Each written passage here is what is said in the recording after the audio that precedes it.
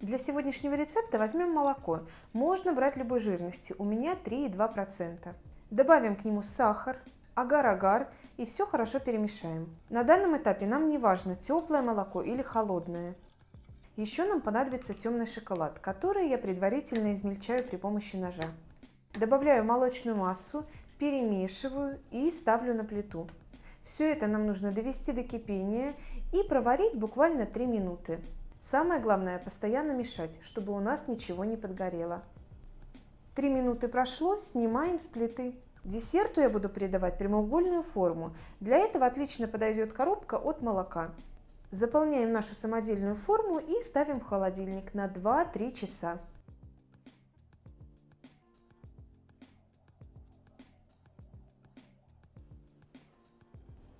Спустя это время аккуратно снимаем форму, нарезаем на порционные кусочки и подаем к столу.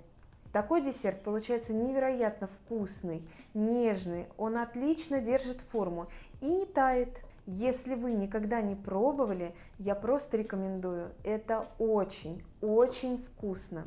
Ну а я, как всегда, буду желать вам приятного аппетита. Спасибо, что были со мной. Подписывайтесь на мой канал. Ну и всем пока-пока!